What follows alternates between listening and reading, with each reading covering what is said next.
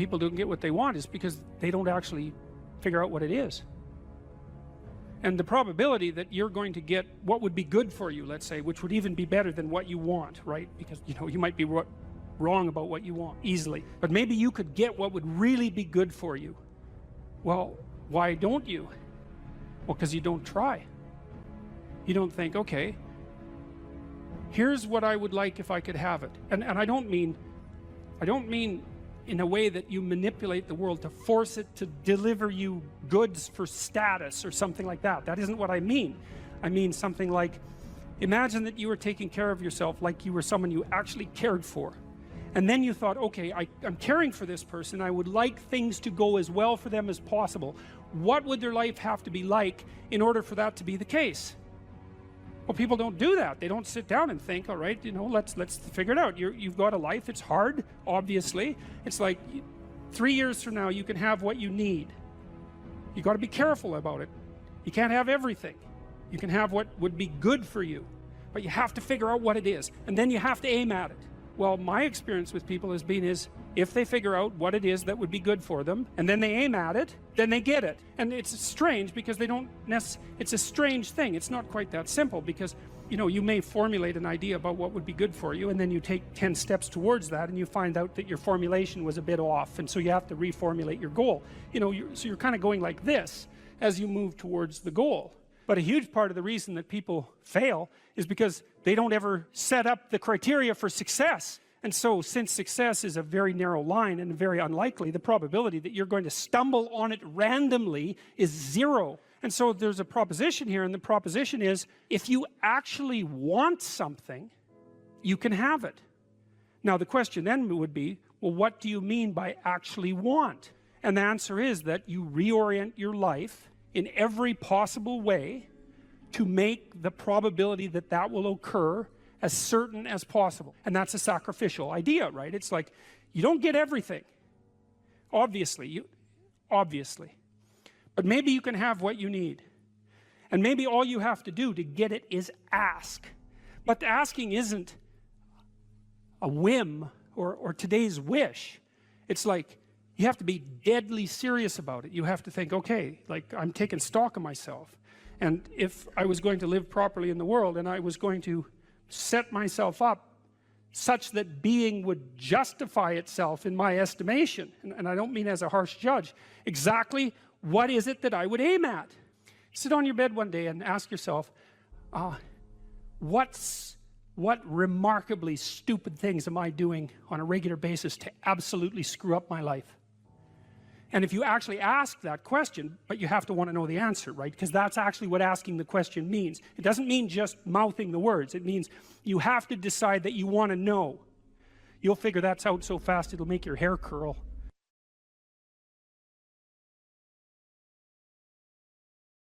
Sit on your bed one day and ask yourself, what remarkably stupid things am I doing on a regular basis to absolutely screw up my life? And if you actually ask that question, but you have to want to know the answer, right? Because that's actually what asking the question means. It doesn't mean just mouthing the words. It means you have to decide that you want to know. You'll figure that's out so fast it'll make your hair curl. There's no better pathway to self-realization and the ennoblement of being than to posit the highest good that you can conceive of and commit yourself to it. And then you might also ask yourself, and this is definitely worth asking, is, do you really have anything better to do? And if you don't, well, why would you do anything else? If you orient yourself properly and then pay attention to what you do every day, that works. And I actually think that that's in accordance with what we have come to understand about human perception, because what happens is that the world shifts itself around your aim, because you're a creature that has an aim. You have to have an aim in order to do something. You're an aiming creature. You look at a point and you move towards it. It's built right into you. And so you have an aim. Well, let's say your aim is the highest possible aim. Well then, so that sets up the world around you. It organizes all of your perceptions. It organizes what you see and you don't see. It organizes your emotions and your motivations. So you organize yourself around that aim, and then what happens is the day manifests itself as a set of challenges and problems, and if you solve them properly, then you stay on the pathway towards that aim, and you can concentrate on the day, and so that way you get to have your cake and eat it too, because you can point into the distance, the far distance, and you can live in the day. And it seems to me that that makes every moment of the day supercharged with meaning. That's how, because if everything that you're doing every day is related to the highest possible aim that you can conceptualize, well, that's the very definition of the meaning that would sustain you in your life. Well, and then the issue is, well, back to Noah. Well, all hell's about to break loose and chaos is coming. It's like when that's happening in your life, you might want to be doing something that you regard as truly worthwhile, because that's what will keep you afloat when everything is flooded. And you don't want to wait until the flood comes to start doing that, because if your ark's half built and you don't know how to captain it, the probability is very high that you'll drown. Ask and it shall be given you, seek and ye shall find, knock and it shall be opened unto you. For everyone that asketh receiveth, and he that seeketh findeth, and to him that knocketh it shall be opened. That sounded pretty optimistic again, but again, I think it's a description of the structure of existential reality, and by which I mean, when I'm in my clinical practice and I observe, and this is also the case with my students, is, let's say people's lives aren't what they would like them to be, and so then you ask, why? Well, forget about tragedy and catastrophe, because that's self-evident, and we're not going to discuss that, although the degree to which you bring about your own tragedy is always indeterminate. But I would never say that every terrible thing that is visited on a person is something they deserved. I think that that's a very dangerous presupposition, especially because everyone gets sick and everyone dies.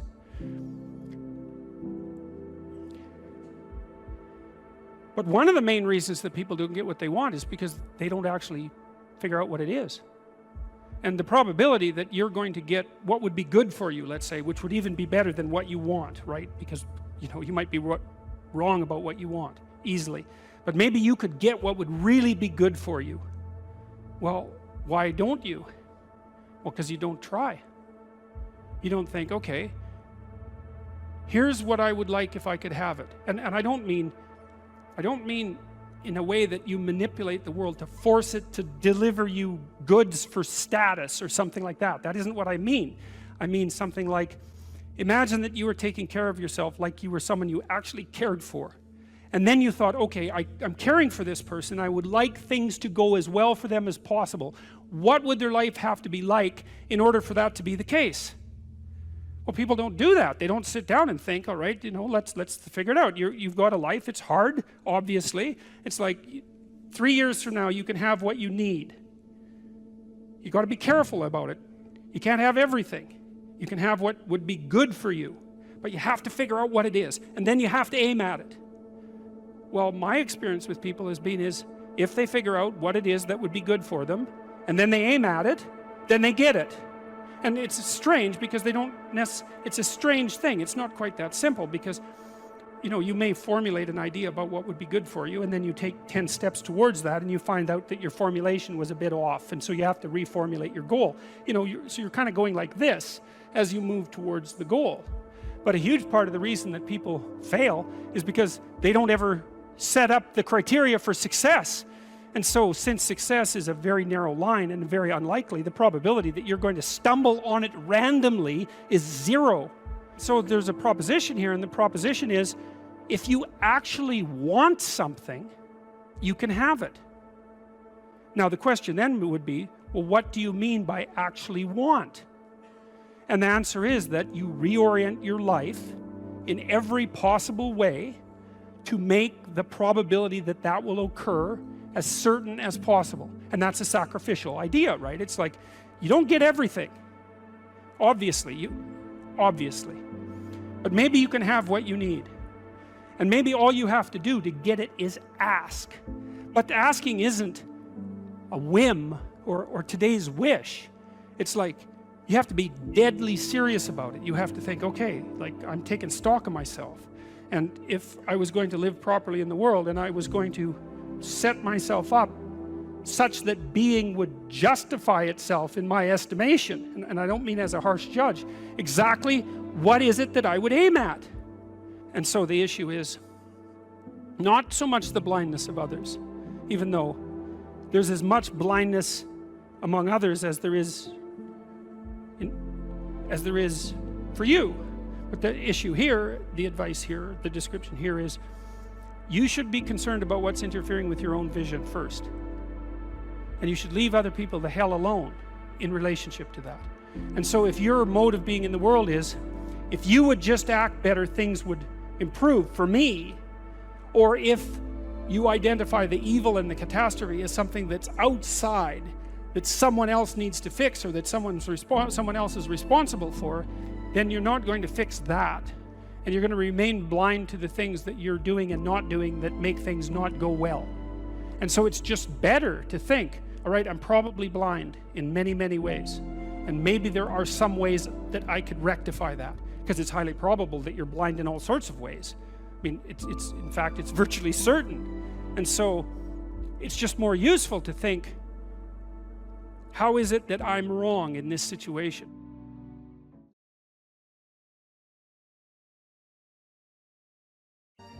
If you're resentful about something, well, first of all, you should notice, I'm resentful. And that's kind of humiliating, because no one's proud of being resentful.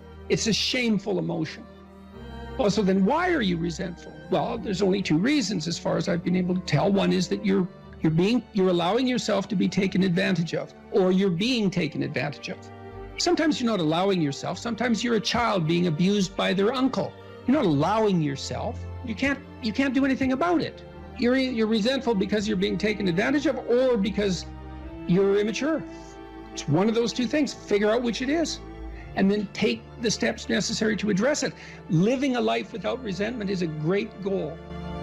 People are often resentful if they see that responsibility has been abdicated. Why isn't that person doing their job?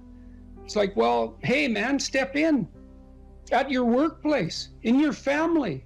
You know, and you think, well, I shouldn't have to do that extra work. Well, you shouldn't be a slave. You shouldn't allow yourself to be tyrannized. But if something bugs you because a responsibility is going unfulfilled, there's a great opportunity for you. And this is something I don't think we teach young people well. And one of the things, you may remember this, that was so striking about the tour was that I made a case fairly consistently that most people find the meaning that sustains them through the vicissitudes of life, not in happiness, but in responsibility. And that would bring everyone to a halt. It would always make the whole theater silent. It's like, oh, I never thought of that connection. Because maybe you want to avoid responsibility, and you can understand why. You can understand why. You hide from it. That is what you encounter if you go out in the world. You think, who the hell wants that? I don't want the responsibility. It's like, well, yes, you do, as it turns out. There's nothing better than responsibility. Now, you know, I say that with some caution. I think that it's hard to say. The responsibility, I've been overwhelmed by my apparent responsibility, but I think it's also kept me alive. And I mean that literally. And so, wait, can you go a little deeper with that? I mean, when you were at your darkest moments in the last 2 years, whatever that might be, was it the feeling of the... many times in the last year where it would have been much easier for me just to be dead. That's constant. So, but no. But is it but no because of something in you, or is it but no because of the people that you would have abdicated that responsibility of the people, or is that ultimately the same thing? It. Yeah. Well, I do think the two aren't easily distinguishable, but it's definitely that. It's definitely that. You know. And it's one of the chapters, the last chapter, is be grateful in spite of your suffering. You know, you need a meaning to sustain you through suffering, and it is the case that you find that in responsibility. Well. And so it's good advice for anyone who's at work. You're resentful about this and that because people aren't pulling their weight. Pull it. See what happens. You become indispensable instantly. You'll know everything. And maybe that job won't be for you, or maybe that relationship won't be for you, but you'll take your hard acquired wisdom and go elsewhere and flourish there. So You know, this kid stopped me. I think I wrote about this in this book. Kid stopped me in a restaurant one day when I was walking in, and he said, and he had an undergraduate degree, and he was working as a waiter in a chain steak place. And he stopped me and he said, you know, about 6 months ago, I was watching one of your lectures and I decided to stop being resentful about my job. And he was resentful because he had a university degree and he's working as a waiter. You know, and look, I don't have anything against waiters. It's like a waiter can make your evening, you know, hooray. He said, well, I decided I'd start trying at my job, like really trying as if it was worthwhile. He said he got 3 promotions in 6 months, like he's just rocketing up the power hierarchy. Well, it's not power, it's competence if it's well run. You know, and places are full of opportunity. There's always people out there who are doing far better than you on pretty much anything you want to imagine.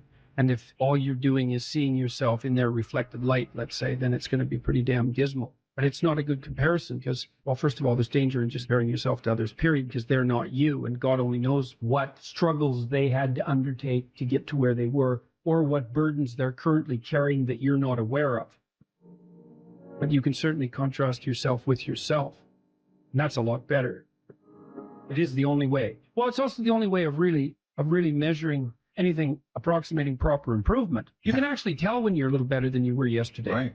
And you can actually do that. That's another thing that's so interesting about it, is that you can actually make yourself a little better in some way, pretty much. Well, I don't know if it's at every moment, but you can certainly do it every day.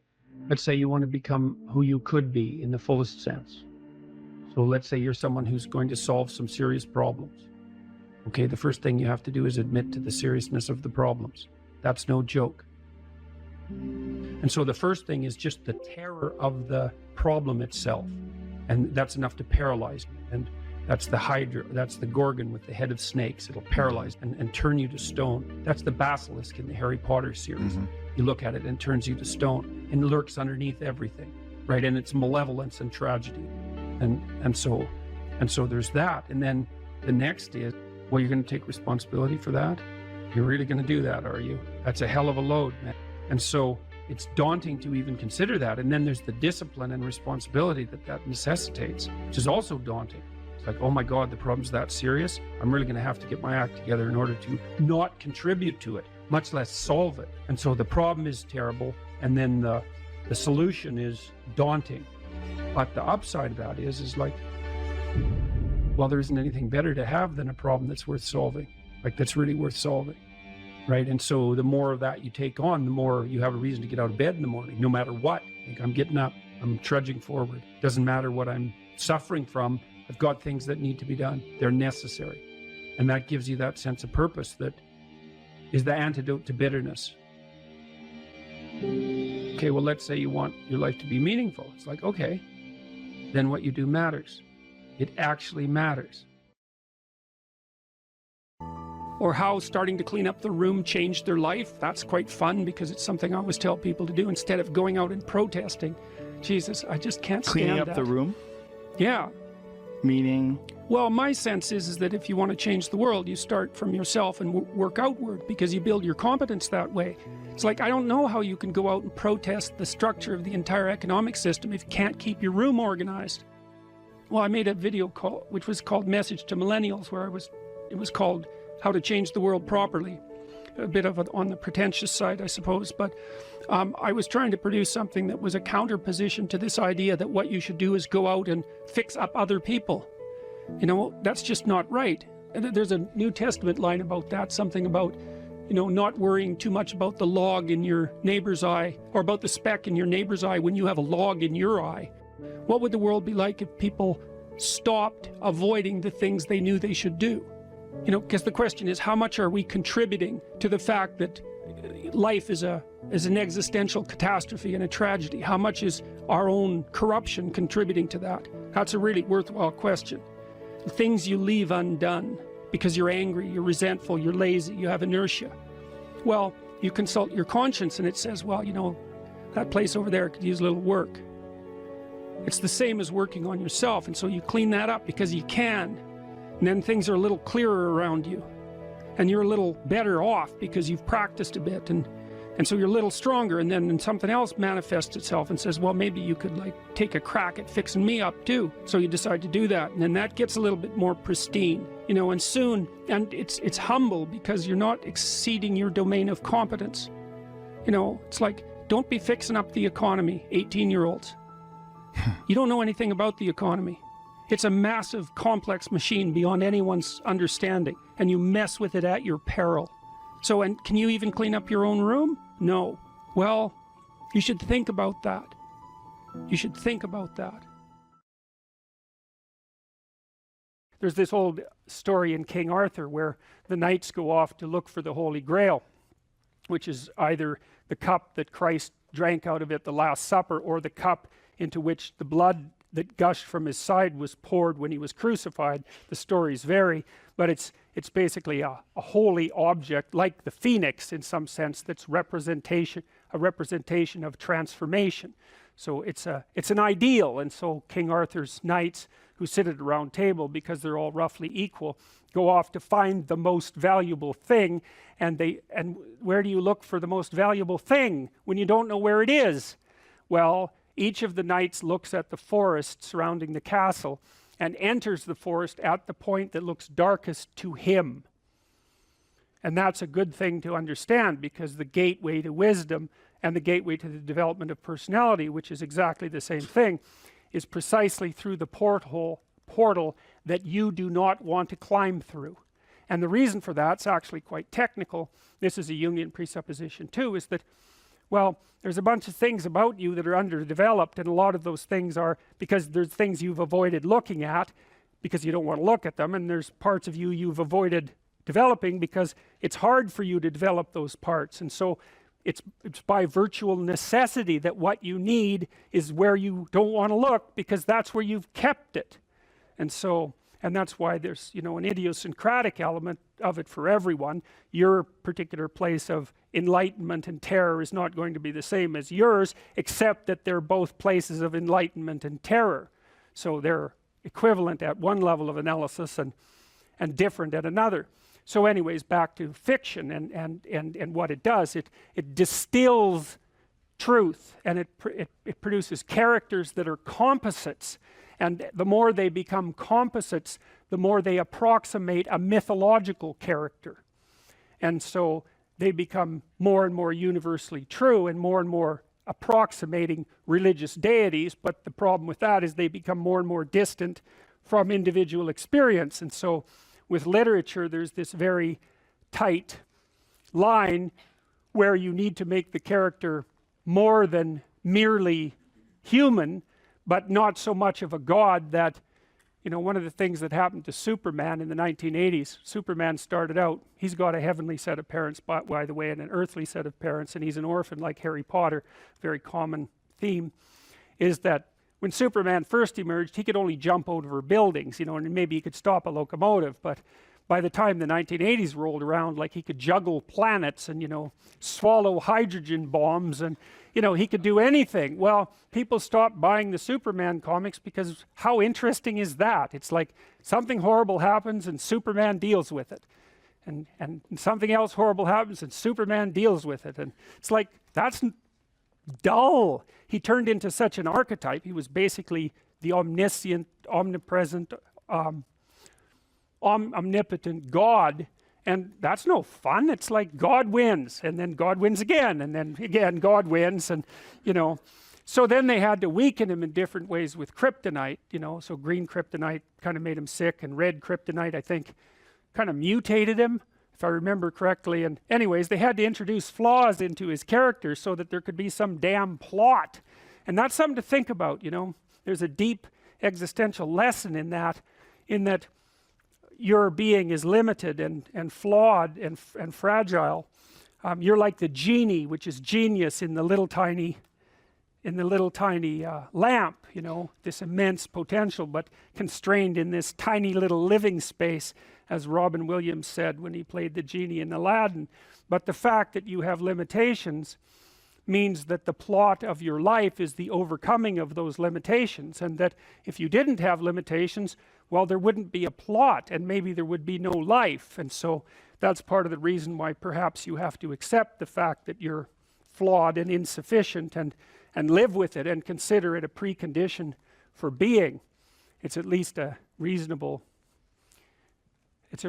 idea. So anyways, one of the main characters is the country, the known, the explored territory. We went over that a bit, and it always has two elements. I mean, your country is your greatest friend and your worst enemy, you know, because it squashes you into conformity and demands that you act in a certain manner and reduces your individuality to that element that's tolerated by everyone else, and it constrains your potential in a single direction, and so it's really tyrannical. But at the same time, it provides you with a place to be and all of the benefits that have accrued as a result of the actions of your ancestors and all the other people that you're associated with. So there's the good tyrant or the bad tyrant and the good king, and those are archetypal figures, and that's because they're always true, and they're always true simultaneously,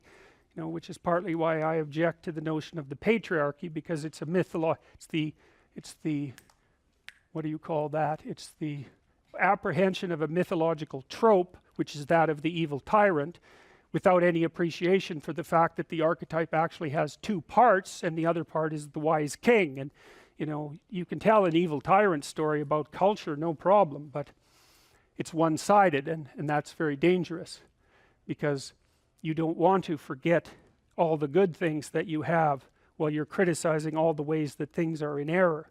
That's a lack of gratitude, and it's a lack of wisdom, and it's founded in resentment, and it's very dangerous, both personally and socially.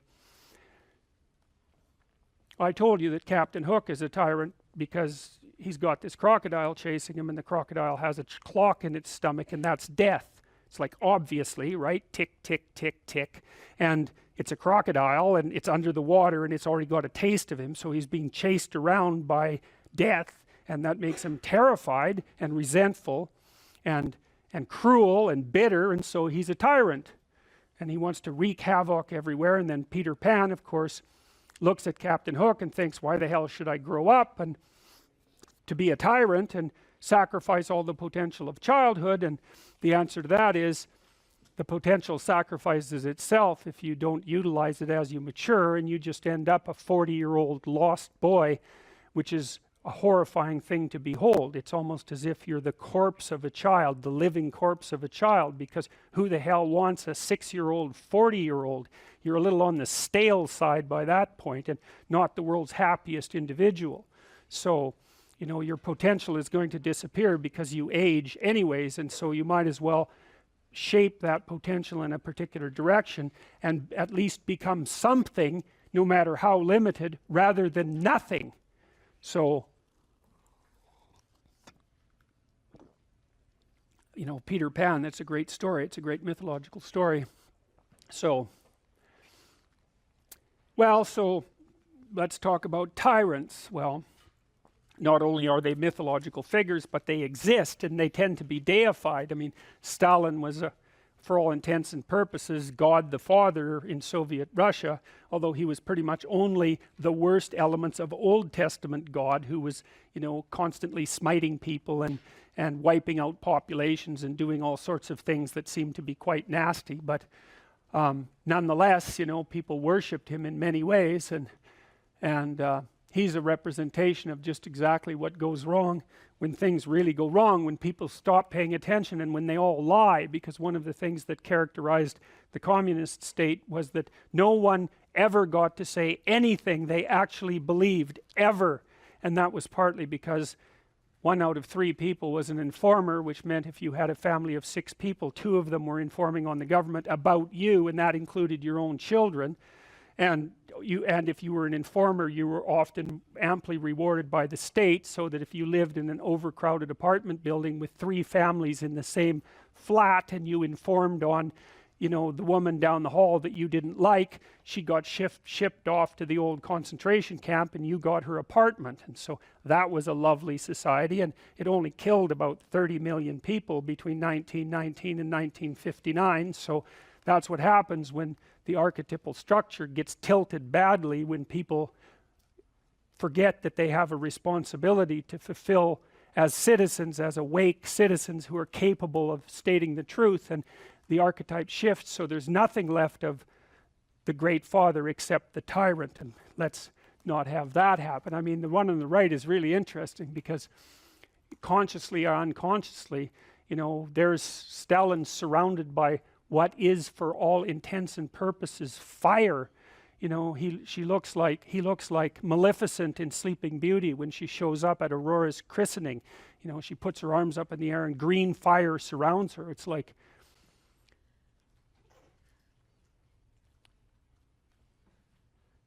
he's surrounded by fire, and there's Lenin above him who's like king of the fiery realm, and that's for sure. So I mean, all the terrors that happened in the Soviet Union didn't start under Stalin, they started under Lenin, and Stalin was definitely Lenin's legitimate son, let's put it that way. So one of the pathways that's on display with regards to the formulation of an identity, let's say, is this injunction, which is really a temptation to love yourself. So we should take that apart. Now, the first question might be, well, what do you mean by yourself? And one answer to that is the person I am now. And you should love and feel good about the person you are now. And that's actually a dubious proposition for a variety of reasons. One is, whatever yourself is not only what you are. Yourself is also what you could become, and what you will and could become. And so to love yourself properly is not only to love what you are, who you are, whatever that means, but to love who you could become. Now, one of the things I've observed is that it's very demoralizing, let's say, for the typical young man. It's true for the typical young woman as well. So we'll say the typical young person who's miserable and maladjusted psychologically and socially, if you just go to them and say, well, you should feel good about yourself, because they think you're good just the way you are. You're perfect just the way you are. You should accept yourself just the way you are. It's like, well, okay, so what does that say about who I should become? Is that just now off the table because I'm already good enough in every way? So am I done or something? What about who I should become? And then, well, how should I feel good about myself when I don't? Because I'm not getting along with myself. I'm anxious and hopeless and nihilistic and depressed, and I'm not getting along with other people. So how is it that that's all somehow something I should feel good about without being deluded? And these are complicated questions, because you don't want to beat yourself with a stick, which might be the opposite of that. So, well, feel bad about yourself. It's like, no, be judicious and merciful with yourself, and think that you need to accept yourself in some way, the way a mother accepts a child.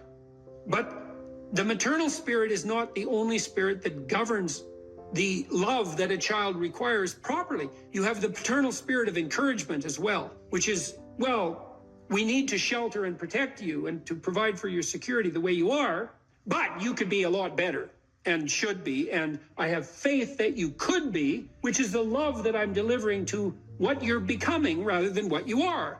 And so love that you direct towards yourself is partly directed towards that maternal care that's sort of the minimum precondition for basic flourishing, combined with an attitude of encouragement towards the possibilities of your being. And so that's a much more sophisticated so-called self-love, partly because it's the kind of love that envisions you as something that unfolds across time. And it's a much richer conception, because it also implies that there's a responsible adventure to your life. Like you're not all you could be, and there's pain in that, and there's the necessity for a certain amount of judgment about that, and even a certain amount of exclusion, because what you are that is insufficient in some sense should not be allowed to propagate further. But if it's conjoined with encouragement, it's like, yeah, you're in a rough situation there, kiddo, but you know, here's some things about you that are virtuous and good, and they're pretty powerful actually, and if you just made those more manifest, you could dispense with a lot of this immaturity and misery, and you could expand yourself out into life physically and psychologically, and you could start walking this pathway that makes things better. And the thing is that as soon as you start walking the pathway that makes things better, then things immediately become better because your whole orientation changes. And you know, if you're in a bad place but you're escaping, that's pretty positive, even if it's a bad place. And you might think, well, it's still bad, but it's better. It's like, well, that's a lot better than a bad place that's getting worse. That's for sure, because that's hell. Hell is a bad place that's getting worse. That's for sure. And so if you take the bad place and it's getting better, well, it's already not hell. That's a start. And so this notion of love, we've confused this with the maternal instinct for an infant. It's like, because an infant under 6 months is like, well, of course, your attitude towards an infant is you're exactly okay the way you are, in the sense that there's nothing to do with an infant under 6 months in the most fundamental sense, except to provide them with total care. But that's not what you do to any child that's older than 6 months. You start laying down some criteria for becoming, for improvement. And some of that improvement, because we can define it, well, there's nothing more perfect than a child, than a baby. It's like, yeah, but that's not true if the baby's 14 years old, right? It's true if the baby's 6 months old and actually a baby. But by 9 months, well, the child is going to start to interact socially. And now there's some principles that the child has to learn to abide by so that social interaction is optimized. And then you want to replace the infant with the toddler, who has a certain domain of autonomy and responsibility and a certain capacity for social interaction. And you want to replace the toddler with the young child, with the preschooler, who now can negotiate a shared social space. And you want to replace the preschooler with the older child, who's now capable of taking on as much domestic responsibility as is appropriate for that age. You want to take the infant who's entirely dependent and turn them into something that's autonomous and then socially integrated in a manner that's moving them towards individual responsibility. And the love is not only love that's devoted to what they are at any point, which is that encompassing maternal love, say, but the love that says, yeah, kid, you know, we're pretty happy you're around, but the new you is going to even be better. And that's encouragement. And that's part of love. It's half of love, that's for sure. And you want to direct that to yourself as well. It's like, you don't want to judge who you are so harshly that you just destroy yourself and everything is cast into the pit. You want to take a look at yourself and say, look, you know, you're a person among persons and you have intrinsic worth and you have your flaws, your sins, your domain of ignorance and inadequacy. But that doesn't mean that you're entirely worthless because of that. You have a base level value. That's intrinsic worth, let's say, that's reflective of the fact that you're made in the divine image in the most fundamental sense. You have intrinsic worth, and that's due a certain degree of baseline love. But there's the becoming problem. It's like, well, especially when you're young, most of you is still in the becoming phase. And so why wouldn't encouragement be the hallmark of love? It's like, get the hell up, get your act together, adopt some responsibility, put your life together, develop a vision, expand yourself beyond the narrow confines that are causing your misery. And we think you can do it. You could do it. You should do it. The world would be better off if you did it. You'd be doing better if you did it. Everything would work out better. Why would we not work to make everything work out better? And you're the person who could do it. And you tell young people that and they think, well, no one ever told me that before in that way. And they think, well, maybe I should get my act together. And then they go out and try to get their act together in some micro ways. And they think, well, turned out that worked and I'm less miserable. I could try doing it a little bit on a broader scale. And they try that and they think, wow, people seem a lot happier with me. I have more friends and I'm more popular and I'm a little more physically attractive because I'm standing up a little bit straighter. And then away they go. And why would you, unless you believe that human being is corrupt and pathological in its essence, which many people now seem to believe, or at least some dread spirit seems to insist, and people agree with it. If you don't buy that, then you think, well, yeah, you unfold, man. unfold all those manifold possibilities that lurk within and be a force for good in the world, and that'll be the adventure of your life. And I guess we could also add to that a bit of a disquisition on truth. So you should be oriented by love, and you could say, well, that's the desire to care for being and becoming, however it's manifest, to want that to turn out in the best possible manner. That could be your goal. I want things to turn out in the best possible manner. And you have to decide if that's true, because people are tempted to create little hells around them all the time. So don't be thinking that necessarily you want that, because it's not that easy to orient yourself so that that's all you want, because you're bitter and resentful and angry. And so all of that's going to interfere with that vision of love. And then you might say, well, now that you have that vision, what do you have as weapons to clear your path, let's say, or to set things in order as you move forward? And one of the answers to that is, we have truth. Well, why? Well, because you want to contend with the world the way it is, obviously. So truth is going to be useful in that endeavor. And then you might say, well, if I could get away with something by not telling the truth, why shouldn't I just lie? If I could get what I wanted and if I could avoid responsibility, why not lie? And the first answer is, well, what makes you so sure you want to avoid responsibility, except narrowly in this moment, because it's not a good medium to long-term strategy and everyone knows it. And what makes you think that manipulating people in the short term so that you can gratify a whim is going to be a useful iterative strategy? It's like it's not. So you can dispense with that. And so what do you do when you tell the truth? Instead, is you predicate your actions on an axiom of faith, which is that nothing better can happen than that which happens if you live in truth. And that's a statement of deep religious faith, because the evidence for that can only be gathered as a consequence of manifesting the actions that are predicated upon that axiom of faith. You don't know till you lay it out. But you can say, well, I believe that the truth will set me free. And then you think, well, the truth will set me free. Who's me? Back to identity. Well, if you're lying, it's not you by definition, because if you're lying, you're attempting to implement a falsehood. You're attempting to falsify the world and yourself. That's what a lie is. And so if something happens that's good because you lied, it's not happening to you. It's a reward for the spirit of deceit that you allowed to inhabit you. And if you reward the spirit of deceit that you allowed to inhabit you, it will grow. And I would not recommend that. That's a very bad idea. In the contrary situation, you live and speak in truth, and then things happen. They're happening to you. That's your life, man. That's your adventure. And one of the things that's very interesting about the truth in that regard is that it provides a certain optimal unpredictability.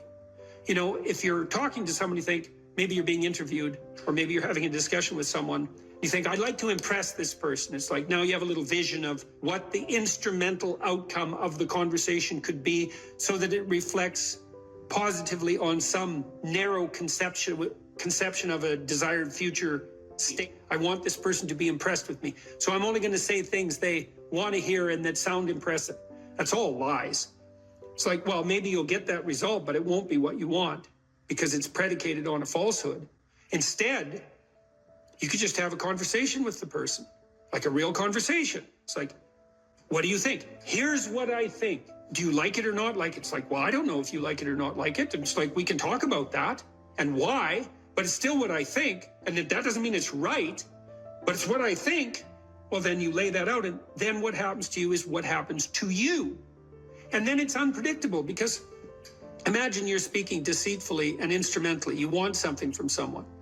Okay, well then you're lying, so the you that receives is not you. It's the spirit of deceit.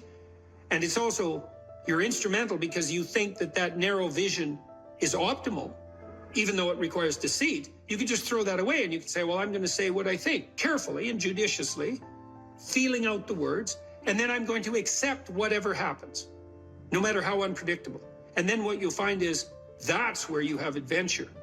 Because you might ask too, well, what do you have to offset against the catastrophe of life? Responsibility, friendship, place, job, career, education, all of that. Adventure. Adventure. Is the adventure worth it? Well, if you tell the truth, you will have the adventure of your life. That's what will happen. What steps should someone take to start developing delayed gratification when they constantly give in to instant gratification? Well, okay, imagine, I know the answer to this to some real degree because I had graduate students in particular who I picked because they were very smart and often very creative, but sometimes they weren't very conscientious. So they had a hard time delaying gratification. And so, well, I would say, if you would like to discipline yourself, which is a very good idea, you need to pick a direction. Pick a direction you want to go first. Pick a goal you would like to attain. And a medium to long-term goal. You might imagine something you need and want, some attainment that would motivate, whose pursuit would motivate you. And you can ask yourself that. It's a good question to ask yourself in general, you know. This is a very good question to ask yourself is, if you could have what you needed and wanted, what would that be? And that's a meditative question. You don't want to force an answer out of yourself. You want to ask yourself that like you would ask someone else. If I could have what I wanted, what would that look like? And you can ask yourself that in a more differentiated way. If I could have the relationship that I needed and wanted, if I could have the friendships, if I could have the job or career, if I could have the educational pathway, if I could adopt civic responsibility in an optimized manner, if I could engage in some creative enterprise, if I took care of myself properly, if I regulated my susceptibility to temptations, what would that look like if it was optimized? And then that sets you up a goal that has some motivational force. This is worth doing. And then you might find, well, you don't do it anyways. And then I would say, well, that's because you're biting off more than you can chew. The next goal is to take your goal and to fragment it into micro goals until you find a micro goal that's small enough that it still presents some challenge that you will do. And so I've become, one of the things I'm known for, I suppose, is my advice to people to clean up their rooms. And the people who think I'm their enemy laugh about that rule because of its simplicity, let's say. But the only reason they think it's simple is because they've never tried it. It's actually extremely difficult. And it was very frequently the case that, well, it's very difficult to put your room, your office, your bedroom in order. I mean, you think about your bedroom, hypothetically, let's say you're married, you share that room with someone else. Is your bedroom in order? Really? And I don't just mean, you know, is it neat? Maybe it's too neat. Maybe it's too orderly. Maybe it's too sterile. Maybe it's too bare. Maybe that characterizes your whole bloody relationship. Maybe, really? And maybe that is genuinely reflected in the state of your room, because it's very probable that that room is a microcosm of your marriage. It's highly probable. And so what that would mean is to organize that room would require the organization of your marital life, not least because if you want to put that room in order, you're going to have to negotiate with your wife about how that's going to be done. And while you're making that negotiation, even in relationship to the micro details, you're going to encounter almost everything that's wrong with your relationship. And so, you know, you might ask yourself when you walk into your bedroom, I hate this bedroom. It's like, you should really think that through. And then you need to think through what you would need to do so that you love that room, or even more complexly, so that you both loved it. Because that's a tough thing to attain, boy. Because you're going to have differences in taste, you're going to have differences in orderliness. There's all sorts of things that you're going to have to negotiate in order to make that room you both inhabit jointly desirable. Anyways, you set yourself a goal, ask yourself what goal you want to set, and then break the goal down into steps that are small enough so that even someone as pathetic as you could manage them. And that requires a tremendous humility. I know it was frequently the case, for example, with my clients, that I would do an analysis of their situation in life, and let's say, just for the sake of argument, that someone was 30, living at home, in the bedroom they grew up in high school, in a complete bloody state of disorder, both moral and practical. And one of the relatively simple steps that we might agree upon with regards to moving forward is the person might think, well, you know, I'm 30, I'm really immature, I haven't taken any responsibility for my life, my mother still makes my bed and cleans up after me. It's like, well, why don't you just start with that? You know, because you're not going to just fix your life. Why don't you just try to clean up your room like you're a mature 14-year-old instead of a dreadfully dismal 30-year-old. And so, first of all, it's really hard for someone, even if they're desperate, to admit that that's necessary, right? Because it's so bloody humiliating. You mean, really, I'm so damn useless that my basic goal is going to be to clean up my bedroom? It's like, well, looks like it. And actually, it's worse than that, because then you ask the person, you negotiate with the person, they say, well, I'll try to clean up my room. Then they come back the next week and they say, I had one client, this was so funny, he's going to vacuum his rug. That was his goal for the week. He just had a child out of wedlock, and he was afraid that he was going to be a very bad father, which was a very realistic fear. And so he wanted to put himself together, you know, and so that's why he came to see me. And he lived in this squalor, and one thing we decided to do was that he could vacuum the rug, which he hadn't done for like 12 years because his mother would do it. And so it was so funny, it's so unbelievably comical. He went and got the vacuum, a stand-up vacuum, an upright vacuum, and he brought it into his room, but he didn't bring it all the way in. He put it in the doorway, leaning like this across the doorway. And then instead of vacuuming his room, he stepped over that bloody vacuum cleaner for a whole week and then came and told me that he couldn't do it. It's like, it's not surprising to me at all, because you think, well, that's such a trivial thing. It's like, if it was such a trivial thing, he'd have a clean room. It's not trivial at all. That chaos in his immediate environment was deeply emblematic of the chaos of his life. They were the same thing. And so for him to even begin the process of bringing order to chaos, which is a divine process, by the way, and the highest moral requirement, he had to be willing to face the catastrophe, the chaotic catastrophe of his life. And he hadn't done that for like 30 years. Why was he going to start that week? Just because he said he was going to? It's like, good luck.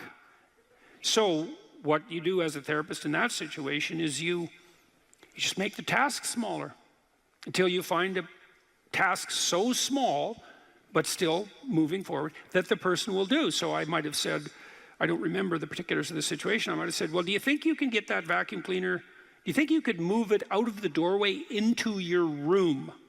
That's all you have to do this week. Do you think you can do that? And I'd say that and offer that without being contemptuous. Like, you have to be very careful about such things. And I know that this is more complicated than it looks. And I also know that the first step taken towards the domination of chaos and its transformation into order is a cardinal and difficult step. And so you can make it small, and that's fine, it'll still work. So I might say, well, just move the vacuum cleaner inside your room. And then I would also say to someone in that situation, don't do more than that.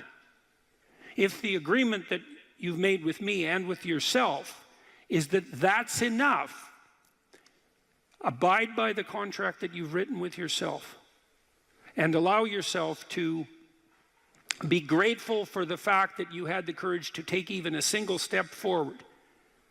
And don't push your bloody luck, because maybe you'll have a brief fit and vacuum the whole rug, and then you'll be so annoyed at how you've destabilized your entire life that you'll redouble your attempts to make a mess, and the place will be more like hell than ever for 2 months. It's very probable that that sort of thing will occur if you break the contract you've set with yourself. The upside of this is because you think, oh my God, that's so dismal, I have to start that low. It's like, yeah, probably, especially if it's a real difficult thing you're trying to sort out. You have to start as low as you are useless, and that's low. So, but the upside is that progress accelerates. It's not linear, and so if you take once you take the first step, the probability that you'll take a slightly larger second step increases, and that increases non-linearly.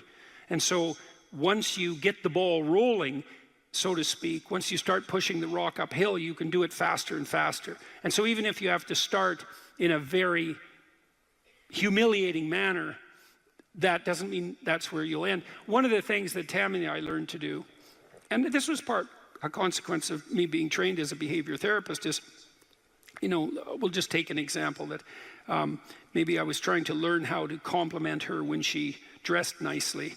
And maybe the fact that I wasn't good at that was manifest in the fact that she'd put some effort into her dress and then I wouldn't respond in the appropriate manner, and that would dishearten her. And I don't particularly remember that exactly happening, but it'll be a perfectly reasonable example. And so then she would be displeased. And then the question would be, well, is she displeased because I'm too stupid to offer a proper compliment? Or is she displeased because she's so needy and lacking confidence that she needs a compliment that would go beyond the ordinary? And the answer is, what the hell do we know? Could be one or the other or both. And so what's a possible solution to that? And one possible solution would be, okay, if you do put some effort into your appearance, or I do, we could reverse the situation, but if you put some effort into your appearance and you would like to hear from me exactly the words that would reward you for doing that and provide you with the confidence to attempt it again in the future, what would those words be? You look good without a beard, dear. Thank you. You're welcome. Yeah. Very funny. Very funny. And so, and then you can say, well, if you tell me those words, I will repeat them back to you. And then the person who needs the words might object, well, that's false, it's superficial, it's artificial, it's not spontaneous. And if you really loved me, I wouldn't have to tell you what to say. It's like, well, all of that's wrong. It's like, just because I love you doesn't mean I'm not stupid. And so, in fact, I love you might even be evidence that I am, in fact, stupid. So like, help me out here. I don't know what you want, and maybe you could just tell me, and then I'll tell you what you want, and I'll do it stupidly and badly. But I'll be slightly better at it the next time, and maybe if you let me practice 50 times, stupidly and badly, I'll get reasonably good at it, and then that's something that we'll be both good at for the rest of our lives. And that's something worth knowing. You know, if you imagine you're upset with your partner because they haven't delivered something to you, whatever it is that you want, and then there's two questions that arises, right? Are you just like immature and greedy and self-centered, or are they useless and incapable of delivering? And neither of you know, and you have to sort that out. And then you also, as the injured party, let's say, might regard it as a moral necessity on your part to indicate to your partner exactly what you want, just to tell them. Like, it looks to me like if you did this or said this, then that would satisfy me. And then you might say, well, is that reasonable? Do you feel that it would be reasonable for you to offer that? Would you be willing to offer that? Am I pushing you too far? Those are all things that have to be sorted out. And then you can practice that, and you can practice that with the resolution of every dispute that emerges. If you're willing to take to yourself the responsibility of communicating to your partner your conditions for satisfaction. It means you have to admit them to yourself too, which is also very difficult. And then you can help your partner take stupid incremental steps forward, you know, in the direction that you'd like to see expand, and then you can get better at that. And it's unbelievably useful. You can get better at how you have dinner together or breakfast or lunch. Those things repeat every day, so they're very important. You can get better at how you greet each other when you come home. You can get better at the routine that you that you fall into, let's say when you go to bed at night or when you wake up in the morning, all these things that repeat, you know, because that's your life, the things that repeat. You can conceptualize how you might like them to be ordered if they were undertaken in an optimal manner, and you can start incrementally moving forward to that. And you can do that by communicating what you need and want, and by carefully rewarding your partner for taking the appropriate incremental steps forward. And so if you're trying to discipline yourself, you make a goal, you break it down into micro goals, and you implement the micro goals and reward yourself for doing so. And if you do that reliably and you make that a practice, that you'll become more disciplined across time, and you'll move towards the fulfillment of your goals. And that's practically how that's the practical guide for success on that front. I worked with this crazy psychologist. He used to put jokes on his multiple choice tests. He was a really eccentric guy, but I really liked his courses. He taught a course on creativity, and he was also a prison psychologist. And he was an eccentric guy, and he, for some reason, liked me, and maybe because I was eccentric too. And he invited me to go out to the Edmonton maximum security prison with him a couple of times, which I did. And that was a very interesting experience, because I was trying to figure out what role each individual's behavior bore to the pathology of the group. It was something like that. And I went out there, and I met a little guy, smaller than me. I was a little bigger by then. And he was a pretty innocuous guy. And what had happened was I was out in this gymnasium. It looks like a high school, a prison, which is really quite telling in my estimation. And there were all these like monsters in there, weightlifting, and like they were monsters. I remember one guy who was tattooed everywhere, and he had like a huge scar running down the middle of his chest. It looked like someone had hit him with an axe, and you know, and I was in there, and I had this weird cape that I used to wear that I bought in Portugal, and some boots that went along with it. And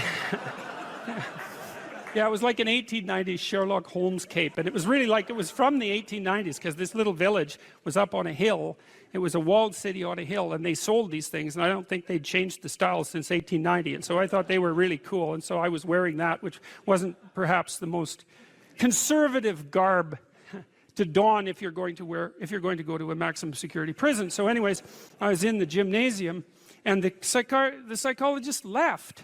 And God only knows, I mean, that's what he was like. And all these guys came around me, you know, and they were offering to trade their prison clothes for my cape. And it was, it was like I was being made an offer I couldn't refuse, you know, and so I didn't really know what to do. And then this little guy said something like that the psychologist sent me to come and take you away, or something like that.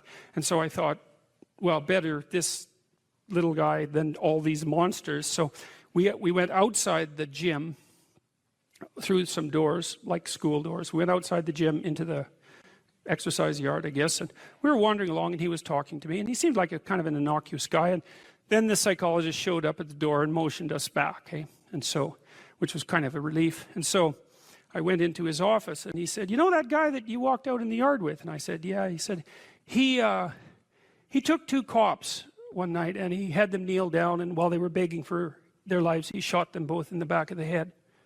And I thought, see, the thing that was so interesting was that he was so innocuous, right? Because what you'd hope is that someone like that would be very much unlike you, let's say, and certainly wouldn't be like someone innocuous that you'd met. What you'd want is that the guy would be like, you know, half werewolf and half vampire, so you could just tell right away that he was a cold-blooded killer. But no, he was this sort of ineffectual little guy who was certainly not ineffectual if you gave him a revolver and the upper hand. And so that made me think a lot about the relationship between being innocuous and being dangerous. And then another thing happened. I met another guy out there, and then a week or 2 later I heard that he and a friend of his had held another guy down and pulverized his left leg with a lead pipe, like just pulverized it. And the reason for that was that they thought that he was a snitch, and maybe he was. And that time I did something different. Instead of being shocked and horrified by that, although I certainly was, I thought, how in the world could you do that? Because I didn't think I could do that. Eh? I thought that there was a qualitative distinction between me and those people. And so I spent about 2 weeks trying to see if I could figure out under what conditions I could do that. Like what kind of psychological transformation I would have to undergo to be able to do that. And so that was a meditative exercise, let's say. And it only took about 10 days for me to realize that not only could I do that, that it would be a hell of a lot easier than I thought it would be. And that's sort of where that wall between me and what Jung described as the shadow started to fall apart. And that also was very useful because I started to treat myself as a somewhat different entity, because I hadn't been aware up to that point, you know, because I thought I was a good guy.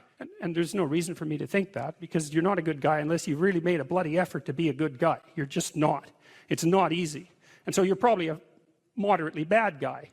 And that's a long ways from being an absolutely horrible guy, but it's also a long ways from being a good guy. And so, but I had a little more respect for myself after that, because I also understood that there was a monstrous element to the human psyche that you needed to respect. And that was part of you, that you should regard yourself in some sense as a loaded weapon. It's very useful around children to regard yourself as a loaded weapon, because around children you are a loaded weapon. And the terrible experiences that many children have with their parents are testament to that. It's very helpful for people to hear that they should make themselves competent and dangerous and take their proper place in the world. Competent and dangerous? Mm-hmm. Why dangerous?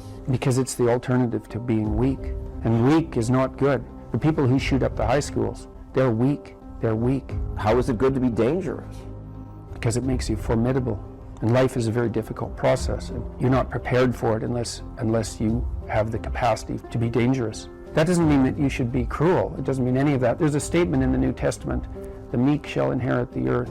But the meek isn't well translated. It means something more like those who have swords and know how to use them but keep them sheathed will inherit the world. That's a way better way of thinking about it. You have to be powerful and formidable and then peaceful, in that order. And that's not the same as being naive and weak and harmless, which is what young men are being encouraged to be. It's like, that's a very bad idea.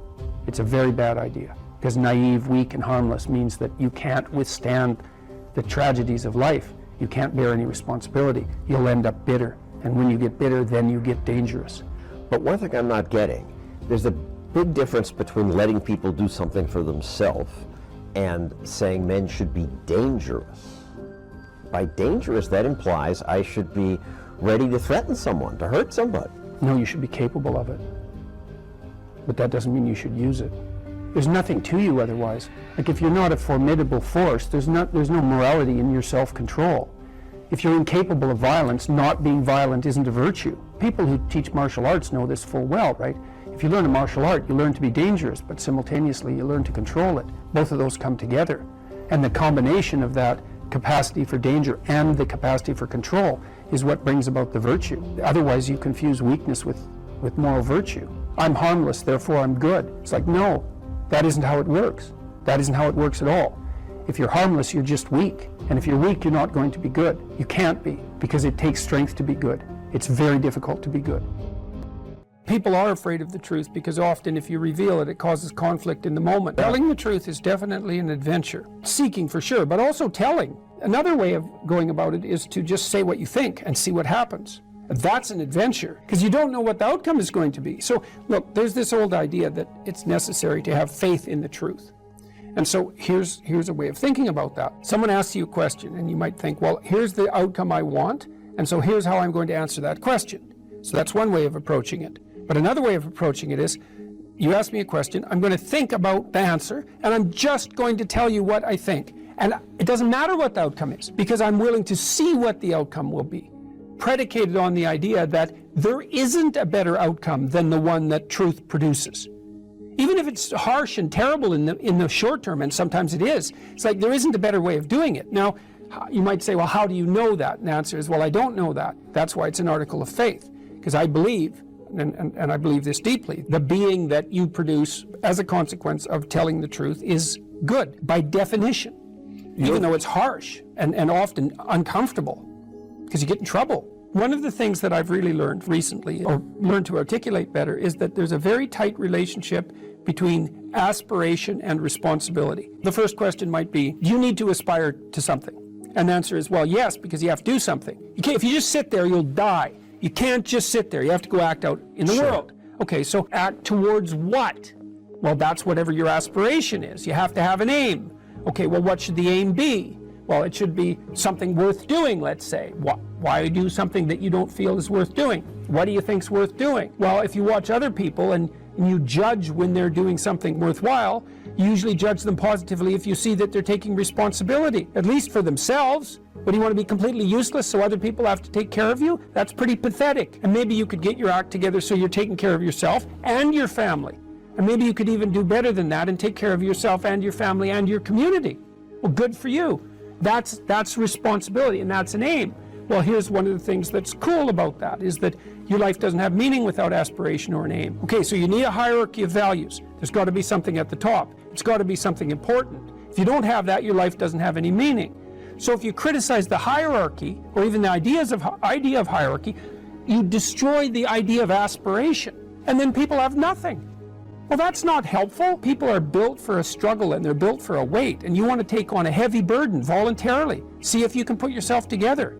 See what you can do out in the world while you're waiting to die. It's an all-in game. It better be worthwhile. You need a family, you need friends. Like, you don't need to have all these things, but you better have most of them. Family, friends, career, educational goals, plans for, time outside of work, attention to your mental and physical health, etc. That's what life is about. And if you don't have any of those things, well, then all you've got left is misery and suffering. So that's a bad deal for you. So, number one, specify your damn goals, because how are you going to hit something if you don't know what it is? That isn't going to happen. And often people won't specify their goals too, because they don't like to specify conditions for failure. So if you keep yourself all vague and foggy, which is real easy, because that's just a matter of not doing as well, then you don't know when you fail. And people might say, well, I really don't want to know when I fail because that's painful, so I'll keep myself blind about when I fail. That's fine, except you'll fail all the time then. You just won't know it until you've failed so badly that you're done. And that can easily happen by the time you're 40. You would like to be productive and have a good life, and that's how you make the schedule. It's like, and then you look at the day and you think, well, if I had that day, that'd be good. Great, and you're useless and horrible, so you'll probably only hit it with about 70% accuracy, but that beats the hell out of 0, right? And if you hit it even with 50% accuracy, another rule is, well, aim for 51% the next week, or 50.5% for God's sake, because you're going to hit that position where things start to loop back positively and spiral you upward. So that's one way that you can work on your conscientiousness, is to plan a life you'd like to have. And you do that partly by referring to social norms. That's more or less rescuing your father from the belly of the whale. But the other way you do that is by having a little conversation with yourself about, as if you don't really know who you are, because you know what you're like. You won't do what you're told. You won't do what you tell yourself to do. You must have noticed that. It's like you're a bad employee and a worse boss, and both of those work for you. You don't know what you want to do, and then when you tell yourself what to do, you don't do it anyways. But, my point is that you have to understand that you're not your own servant, so to speak. You're someone that you have to negotiate with.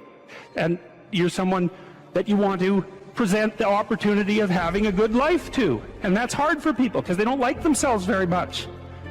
They're always like cracking the whip and then procrastinating, and cracking the whip and then procrastinating. And it's like, God, it's so boring and such a pathetic way of spending your time. And you know what that's like, because you probably waste like 6 hours a day. What you do now is going to multiply its effects in the future. And you need to know what your damn time is worth. One of the things you should be asking yourself is, when you spend an hour, was that, well, what if I paid someone $50 to have had that hour? And if the answer is no, it's like, well, maybe you should do something else with your time. And it depends on whether or not you think that your time's worthwhile. But the funny thing about not assuming that is, if you assume your time isn't worthwhile, what happens is you don't just sit around sort of randomly in a state of responsibility-less bliss. What you do is you suffer existentially.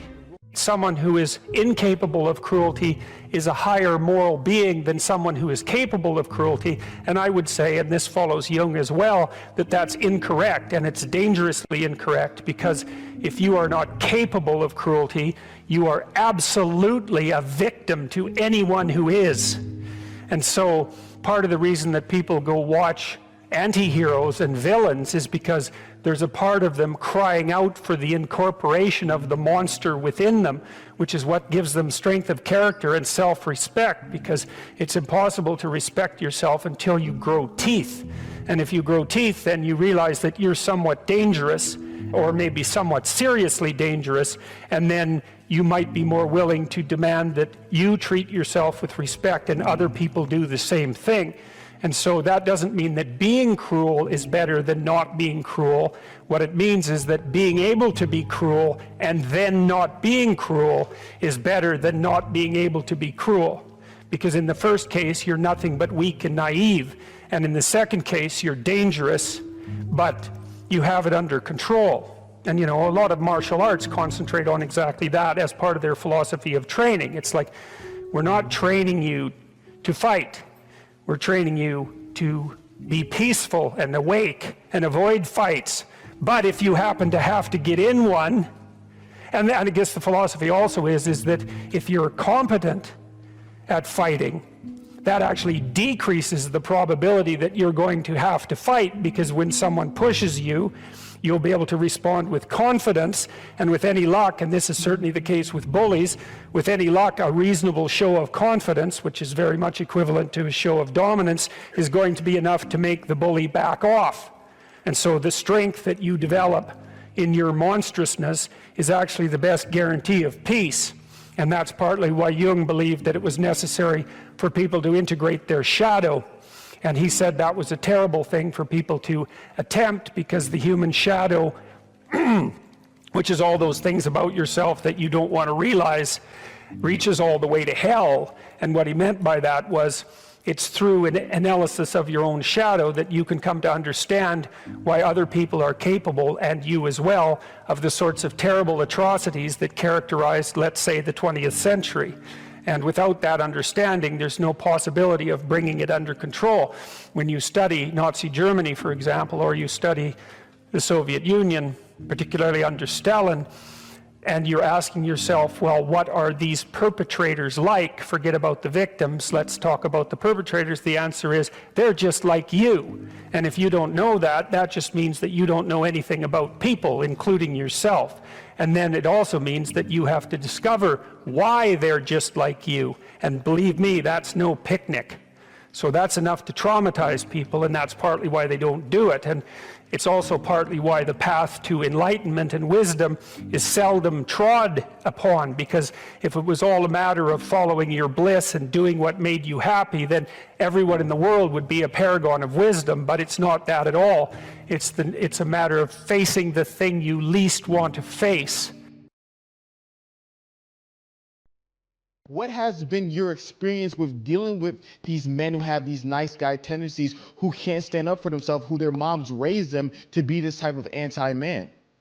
Yeah, well, sometimes that can also be temperamental, right? Because if a man happens to be high in agreeableness, this is also true of women, they're much more conflict averse, and they're nicer in their temperament. So if you get an agreeable boy, let's say, who also has a doting mother, then you might have that problem. There's other ways of having that problem, but that's one way. Well, when I saw people like that in therapy, they were often resentful and angry and passive aggressive, and getting in their own way, often to spite, whoever was doting on them, let's say. And so the first thing I would do is listen to why they were there, and then start to unpack that anger, and then start to work with the individual to figure out how to voice that. You have to separate out what's old history and useless, and what's just narcissism and infantilism from genuine concerns. But if you listen to people, they will sort that out for themselves. That's one of the cool things about being a therapist, is if you listen, that happens more or less by itself. And then as a behavioral psychologist, maybe someone like that would need a raise, but would be afraid to ask their boss. Well, we just practice that. It's like, okay, well, first of all, why should your boss give you a raise? Like, there might be good reasons. He doesn't want to lose you because you're a good worker. Well, are you a good worker? And if you weren't, well, we'd solve that problem. Put yourself in a position where you deserve the raise. Okay, well, now you're too timid or you're too unskilled, because you have to differentiate those two things too, because some people who can't stand up for themselves actually don't know how, whereas others are afraid, and some are both. And so you have to figure out, so some of it's skill training. Well, how do you actually ask your boss for a raise? Well, you tell the truth. That's the best way. You say, look, you know, here's what I'm doing. Here's why it's really useful for you.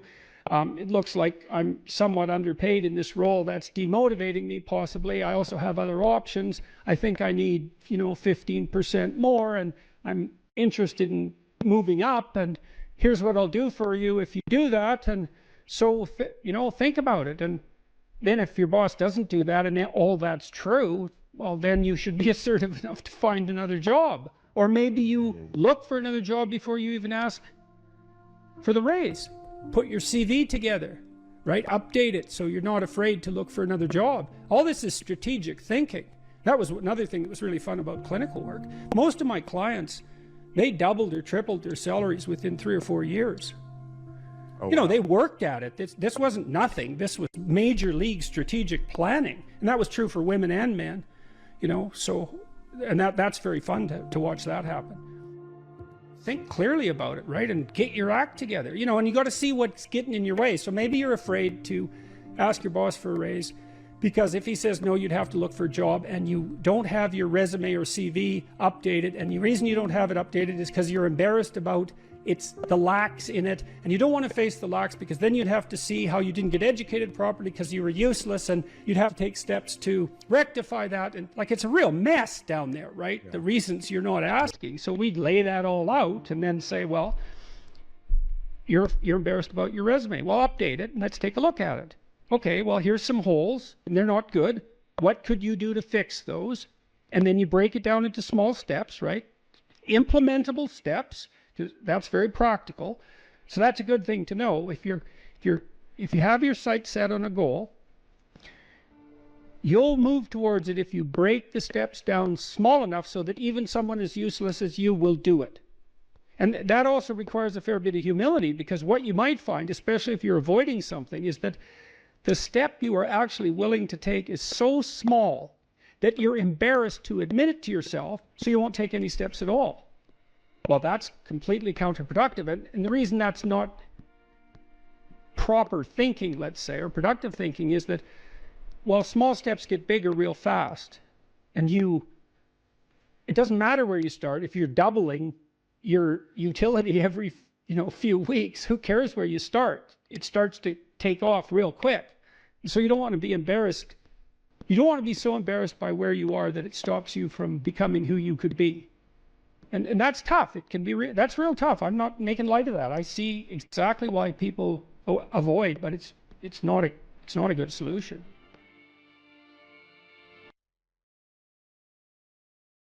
You know, if you take people, and I've told you this, and you expose them voluntarily to things that they are avoiding and are afraid of, that they know they need to overcome in order to meet their goals, their self-defined goals.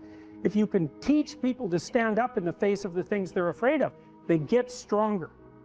And you don't know what the upper limits to that are, because you might ask yourself, like, if for 10 years, if you didn't avoid doing what you knew you needed to do, by your own definitions, right, within the value structure that you've created, to the degree that you've done that, what would you be like? Well, there are remarkable people who come into the world from time to time, and there are people who do find out over decades-long periods what they could be like if they were who they were, if they spoke their being forward. And they get stronger and stronger and stronger, and we don't know the limits to that. We do not know the limits to that. And so you could say, well, in part, perhaps the reason that you're suffering unbearably can be left at your feet, because you're not everything you could be, and you know it. And of course, that's a terrible thing to admit, and it's a terrible thing to consider, but there's real promise in it, right? Because it means that perhaps there's another way that you could look at the world, and another way that you could act in the world. So what it would reflect back to you would be much better than what it reflects back to you now. And then the second part of that is, well, imagine that many people did that, because we've done a lot as human beings. We've done a lot of remarkable things. And I've told you already, I think before, that today, for example, about 250,000 people will be lifted out of abject poverty, and about 300,000 people attached to the electrical power grid. We're making people, we're lifting people out of poverty collectively at a faster rate that's ever occurred in the history of humankind by a huge margin. And that's been going on unbelievably quickly since the year 2000. The UN had planned to have poverty between 2000 and 2015, and it was accomplished by 2013. So there's inequality developing in many places, and you hear lots of political agitation about that. But overall, the tide is lifting everyone up, and that's a great thing. We have no idea how fast we can multiply that if people got their act together and really aimed at it. Because, you know, my experience is with people that we're probably running at about 51% of our capacity. I mean, you can think about this yourself. I often ask undergraduates how many hours a day you waste or how many hours a week you waste. And the classic answer is something like 4 to 6 hours a day. You know, inefficient studying, watching things on YouTube that not only do you not want to watch, that you don't even care about, that make you feel horrible about watching after you're done. That's probably 4 hours right there. You know, you think, well, that's 25 hours a week, it's 100 hours a month, that's 2.5 full work weeks, it's half a year of work weeks per year. And if your time is worth $20 an hour, which is a radical underestimate, it's probably more like 50 if you think about it in terms of deferred wages. If you're wasting 20 hours a week, you're wasting $50,000 a year. And you are doing that right now. And it's because you're young, wasting $50,000 a year is a way bigger catastrophe than it would be for me to waste it, because I'm not going to last nearly as long. And so if your life isn't everything it could be, you could ask yourself, well, what would happen if you just stopped wasting the opportunities that are in front of you? You'd be, who knows how much more efficient? 10 times more efficient, 20 times more efficient. That's the Pareto distribution. You have no idea how efficient people get. It's it's off the charts. Well, and if we all got our act together collectively and stopped making things worse, because that's another thing people do all the time. Not only do they not do what they should to make things better, they actively attempt to make things worse because they're spiteful or resentful or arrogant or deceitful or homicidal or genocidal or all of those things all bundled together in an absolutely pathological package. If people stopped really trying just to make things worse, we have no idea how much better they would get just because of that. So there's this weird dynamic that's part of the existential system of ideas between human vulnerability, social judgment, both of which are major causes of suffering, and the failure of individuals to adopt the responsibility that they know they should adopt. And that's the thing that's interesting too, is that, like another thing I've often asked my undergraduate classes is, you know, there's this idea that people have a conscience. And you know what the conscience is. It's this feeling or voice you have in your head just before you do something that you know is stupid, telling you that probably you shouldn't do that stupid thing. You don't have to listen to it, strangely enough. But you go ahead and do it anyways, and then, of course, exactly what the conscience told you was going to happen inevitably happens, so that you feel even stupider about it than you would if it happened by accident. Because you know, I knew this was going to happen, I got a warning it was going to happen, and I went and did it anyways. And the funny thing, too, is that conscience operates within people, and we really don't understand what the hell that is. So you might say, well, what would happen if you abided by your conscience for 5 years or for 10 years? What sort of position might you be in? What sort of family might you have? What sort of relationship might you be able to forge? And you can be bloody sure that a relationship that's forged on the basis of who you actually are is going to be a lot stronger and more welcome than one that's forged on the basis of who you aren't. Now, of course, that means that the person you're with has to deal with the full force of you in all your ability and your catastrophe, and that's a very difficult thing to negotiate. But if you do negotiate it, well, at least you have something, you have somewhere solid to stand, and you have somewhere to live. You have a real life, and it's a great basis upon which to bring children into the world, for example, because you can have an actual relationship with them instead of torturing them half to death, which is what happens in a tremendously large minority of cases. Well, it's more than that too, because, and this is what I'll close with, and this is why I wanted to introduce Solzhenitsyn's writings to you. You see, because it isn't merely that your fate depends on whether or not you get your act together and to what degree you decide that you're going to live out your own genuine being. It isn't only your fate, it's the fate of everyone that you're networked with. And so, you know, you think, well, there's 7 billion people in the world. We're going to peak at about 9 billion, by the way, and then it'll decline rapidly, but 7 billion people in the world, and who are you? You're just one little dust mote among that 7 billion, and so it really doesn't matter what you do or don't do, but that's simply not the case.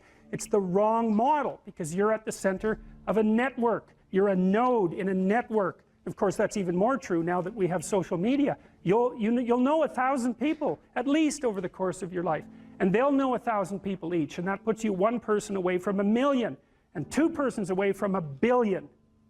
And so that's how you're connected, and the things you do, they're like dropping a stone in a pond. The ripples move outward, and they affect things in ways that you can't fully comprehend, and it means that the things that you do and that you don't do are far more important than you think.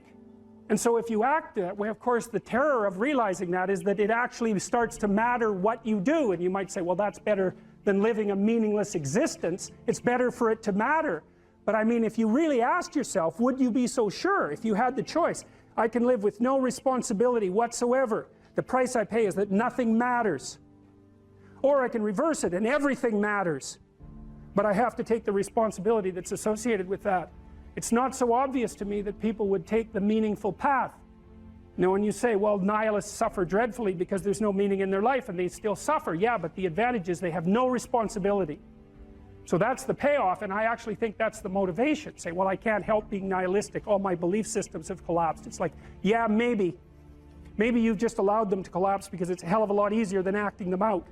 And the price you pay is some meaningless suffering, but you can always whine about that and people will feel sorry for you, and you have the option of taking the pathway of the martyr, so that's a pretty good deal, all things considered, especially when the alternative is to bear your burden properly and to live forthrightly in the world. Well, what Solzhenitsyn figured out, and so many people in the 20th century, it's not just him, even though he's the best example, is that if you live a pathological life, you pathologize your society. And if enough people do that, then it's hell. Really. Really.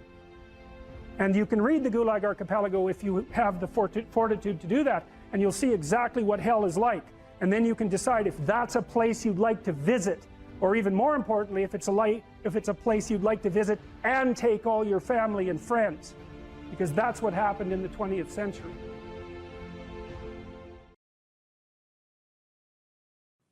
Young people always have a reason to be upset and cynical about the current state of affairs, and it's that way forever. And so it's useful, I think, to consider such considerations or such conceptualizations as the patriarchy in that light, because it's an archetypal truth that the social structure is corrupt and incomplete. And what that means is that it's something that you have to contend with every moment in some sense of your life. It's a permanent fact of existence. And to be upset that the structures, the social structures, or even the biological structures within which we live are incomplete and imperfect, is to take that personally, that's the worst part of it. To take that personally is a misreading of the existential condition of humankind, because it's always the case that what you have been given and what you live in is degenerate and corrupt and in need of repair. And it's easier just to accept that, because there's also a positive element, and the positive element is, well, you've been granted something rather than nothing, and maybe you haven't been granted pure hell, because especially in a culture like ours where many things actually function quite well, so there's room for gratitude there. Even if it's a broken machine, it's not one that's completely devastated, and it's not absolutely hell-bent at every second on your misery and destruction. And it easily could be, because many societies are like that. And so the fact that we happen to live in one that isn't corrupt beyond imagining is something to be eternally grateful for. Well, so we live inside a damaged structure, and we also bear responsibility for that damage, because we don't do everything we can to constantly repair it. And you might say, well, that's actually one of the fundamental, people say, well, what's the meaning of life?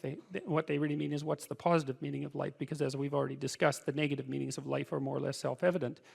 Well, the positive meaning of life is to be found in noting the state of lack of repair of the walled city that you inhabit, and then sallying forth to do something about that, to repair the breaches and to fix up the walls and to make the structure that you inhabit as secure and as productive as it possibly can be. And there's no shortage of opportunities to do that. You can do that in your own mind, you can do that in your own room, you can do that in your own household, in your local community. And maybe if you get good at doing it at all those levels, then you can start to look beyond that. And so there's challenges. That's the thing that's kind of interesting about this insufficient structure, is that it has a set of challenges built into it because of its insufficiency, and perhaps even because of its corrupt nature, that calls forth the potential response from you of heroic adventure. And the heroic adventure is to man the barricades and repair the city. And you can always do that. It doesn't matter what your personal circumstances are. There's always something that isn't right near you, isn't correct, isn't laid out properly, that you could just fix if you wanted to. And one of the things that we're going to talk about tonight is the idea that if you adopt an attitude that's like that, that the role that you should play is to make things better wherever you are, however you can, that what would actually happen would be that things would get better wherever you are in all sorts of ways, and that we've really, as a species, you might say, or maybe even as singular individuals, we've explored that rarely. It isn't something that's put forth as a proposition that often, and it's quite surprising to me. And you know, I had an interesting experience the other day. I went to the keg. I go there because I have food allergies, and they're very careful with people who have food allergies. And the waiter took me to the table, and he said that he had been watching my lectures, and that's a very common experience. And he was happy about that, and he said that he'd had 2 promotions at the keg in the last 4 months because he'd been watching my lectures. And like, I really found that an affecting experience, because you know, you might say, well, he's working as a waiter at the keg and there's nothing particularly heroic about that. And I disagree with that, actually, because I don't care where you're located, you can do a hell of a job, and I mean that literally. At whatever job you have, you can take whatever job you have and you can make it a real nice little piece of absolute misery. Or you can act like a civilized human being and notice that no matter where you are, there's a richness and a complexity that's completely inexhaustible right at hand. And then you can take that seriously, and you can say, well, I happen to be a waiter at the keg, and perhaps that's not what I expected, and he's a young guy, and perhaps that isn't where I want to end up, but it's not nothing. It's a rich environment, and I can make it a lot better if I want to. I can get along properly with my coworkers and not gossip behind their back, and I can treat my customers properly, and if an opportunity comes my way, I can take it, and I can see what happens. And so he said that's what he had started doing, and that things were working out much better for him. He was in a much better job than he was 3 months ago. And 3 months, that's nothing, right? I mean, that's a nice trajectory. It's an uphill trajectory, and that's what you want, really. An uphill trajectory is actually even better than being somewhere good, as far as I'm concerned, because one of the things that really makes your life meaningful is the clear realization that you're headed somewhere better than you are now. And then it's even better if you also understand that there's a direct causal relationship between the things that you're doing and the steepness of that incline. And so I get a lot of letters from people like that, and they're most frequently young men, although not always. And they say, well, you know, I've been listening to these lectures, and I decided that I'm going to try to take responsibility for my life, and so I've started to stop doing all the stupid things that I know that are stupid, that I know I shouldn't be doing, and I've started doing some of the things that aren't stupid that I know I should be doing, which seems pretty obvious, really, if you think about it. But obvious though it may be, that isn't necessarily what people do. And then they write and say, you can't believe what difference that makes. And they're thrilled about it. And so I'm thrilled about it when I get letters like that, because I really don't experience anything as better than a letter like that or a message like that, because it's so good to see things that aren't so good replaced by something better. And I really do think it's an open question. I truly believe it's an open question to what degree we could make things better if that's what we actually aimed at doing. You know, in some of the stories that we've covered already, the story of Cain and Abel in particular is really an analysis of that problem, which is so remarkable. It occurs so early in this document. It's such a foundational story, and it basically says, well, there's two modes of being in the world, right? There's one where you adopt the responsibility for living properly, for being properly, and you make the sacrifices necessary for doing that, and then everything will flourish properly. And the other one is a pathway of resentment and bitterness and rejection and murder and genocide, and that just seems exactly right to me.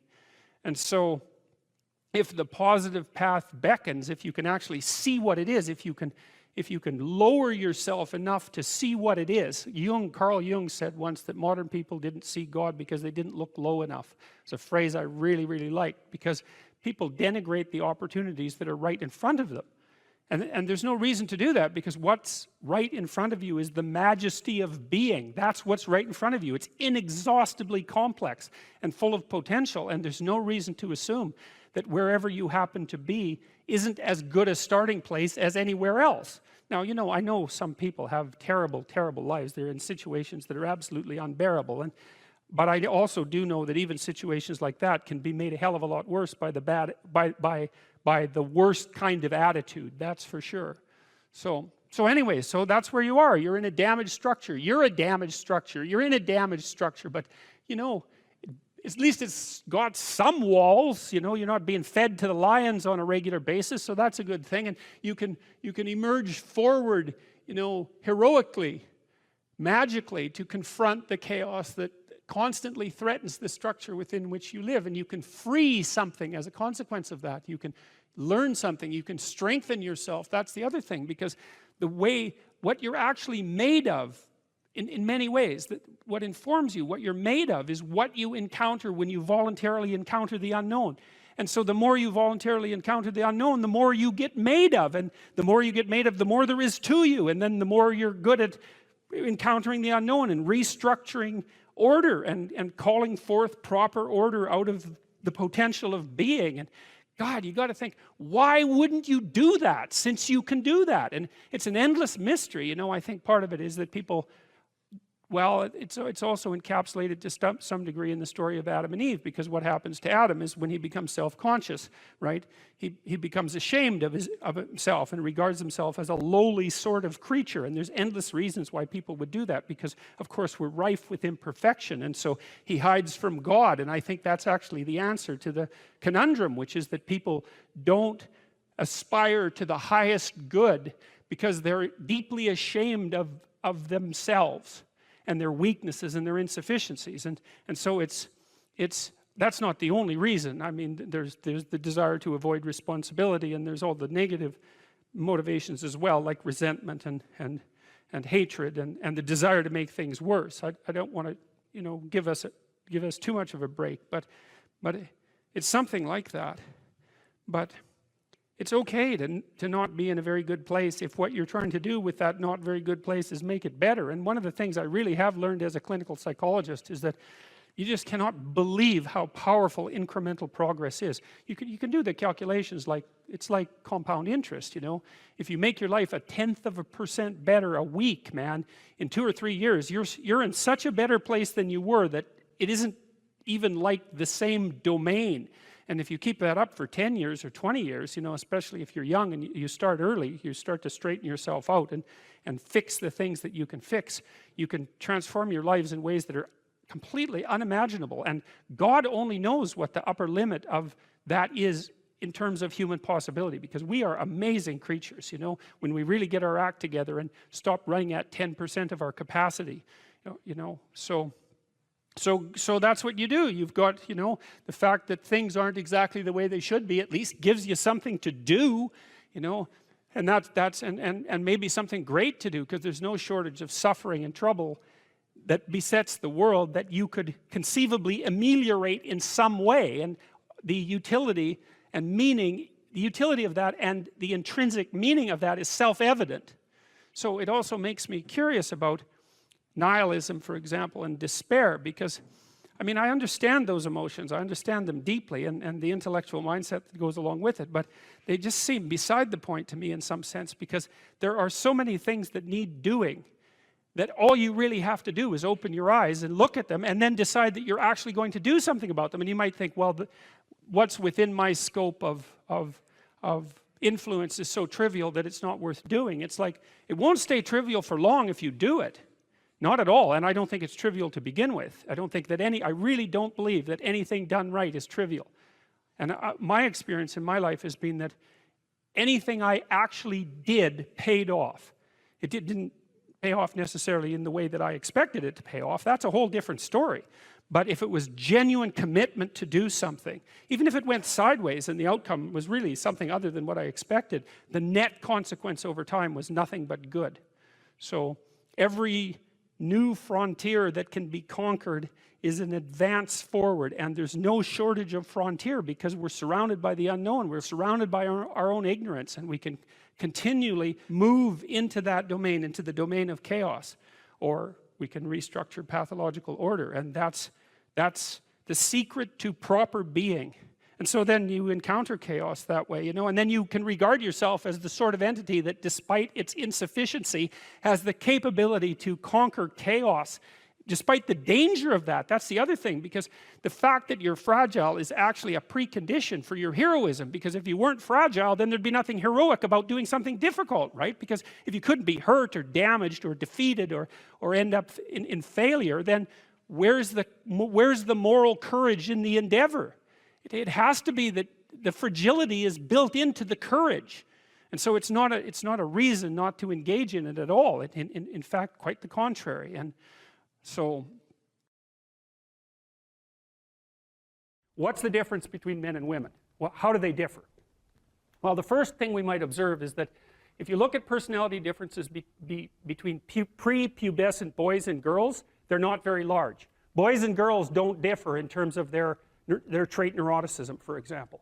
What happens is that when puberty kicks in, women's trait neuroticism rises, and it stays higher than men for the rest of their life. And this is why you see this reflected in the different kinds of psychopathology that beset the two sexes. So men are overrepresented in alcoholism, drug abuse, antisocial personality, and a host of learning disorders, as well as attention deficit disorder.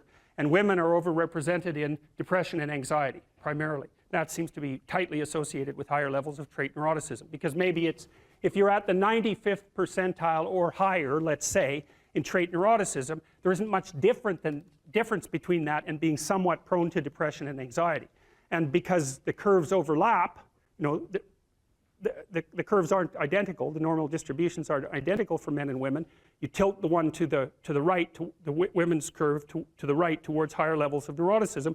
You go out and you look for the person in 20 who has the highest levels of negative emotion. It's much more likely to be female than male. Okay, so let's see if we can figure out why. So I'm going to tell you some things, basic differences between men and women, and you can tell me what you think about it if you agree or disagree. Okay, first, size differential emerges between men and women at puberty, right? Because boys and girls are roughly the same size and roughly the same strength, but men get bigger at puberty when the testosterone kicks in, and more importantly, not only do they get taller and heavier, but their upper body strength is much higher. And that's a real issue for combat, because human beings punch. There's other animals that do that. Kangaroos do that too, eh? So we're not the only people that punch, but we have clubs on the ends of our arms. And so that's how we defend ourselves. And so if you have a lot of upper body strength, especially across the shoulders, and you're heavier, then you can step into the punch and it's a lot more devastating. Now, it is the case that if you look at the statistics for physical altercations in marriage, women attack their husbands more often than husbands attack their wives. Well, you think, why is that?